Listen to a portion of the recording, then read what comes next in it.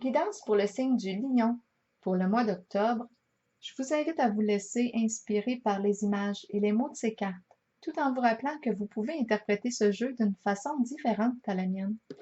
Pour commencer, j'ai pigé une première carte de mon oracle de l'âme intuitive pour donner un peu le sens à ce jeu. J'ai pigé la carte Oser, qui vous encourage à miser sur la chance, à prendre un risque, à sauter pieds joints sur une occasion. Je vous lirai le message associé à la carte en toute fin. J'ai ressenti deux interprétations en ce tirage. Commençons avec la première, la carte numéro 1 et l'image du labyrinthe.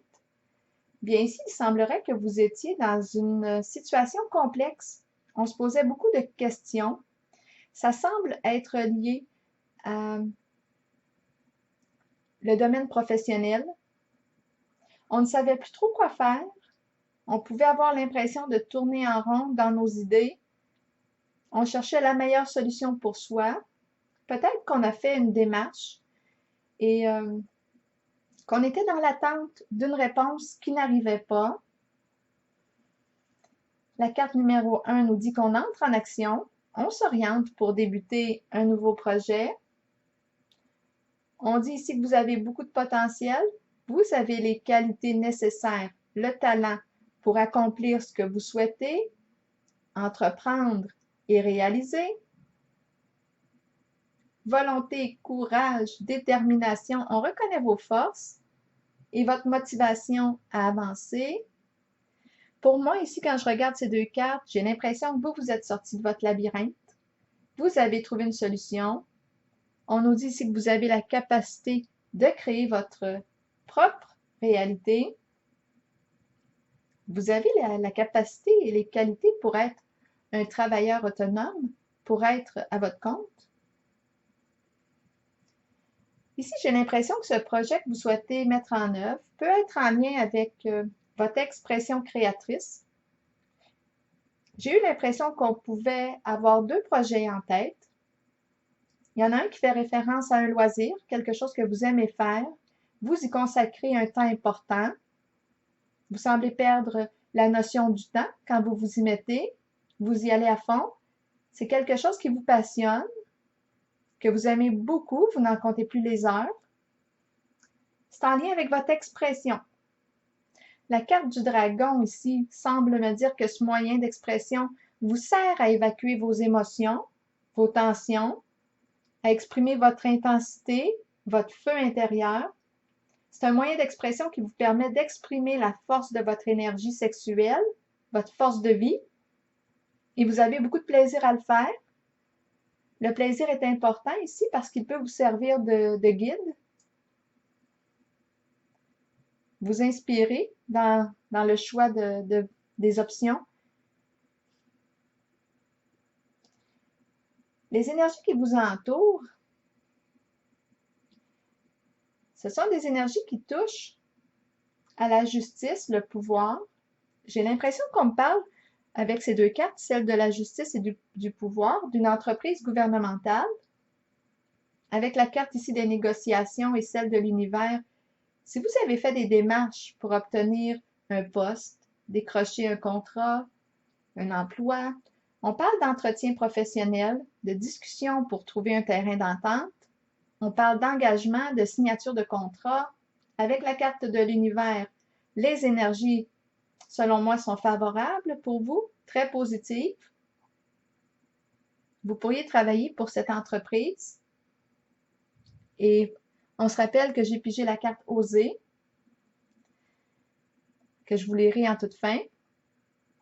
Je vous présente maintenant la deuxième interprétation que j'ai reçue. On me présente ici une personne qui a une belle capacité à communiquer. Elle communique paisiblement. C'est une personne qui aime échanger, partager avec les autres. Sa communication est saine. On me parle toujours d'une personne née sous le signe du lion. C'est une personne qui aime la nature, tempérament doux, paisible. Puis en ce moment, avec la carte du dragon, Je pense qu'elle vit de la colère et qu'elle refoule sa colère. C'est relié à une personne qui est en situation de pouvoir, qui me paraît en situation de pouvoir et qui peut être tranchante, blessante. On a l'image de l'épée. Là, ici, quand je regarde ces deux cartes, je pense qu'elle se demande comment se sortir de cette situation. Ça semble être compliqué. Elle a fait des efforts pour rétablir la situation, mais on dirait qu'on vient toujours au même. C'est tout le temps à recommencer, le même problème qui revient. Ça semble être relié au pouvoir que la personne exerce sur vous. On vous encourage, avec la carte des négociations, à discuter avec cette personne. Votre colère ici pourrait vous servir à vous affirmer, à demander le respect. On vous encourage à oser faire une demande de changement. Peut-être ici que ça va être vous qui serez invité à faire un changement pour un plus grand respect de vous-même.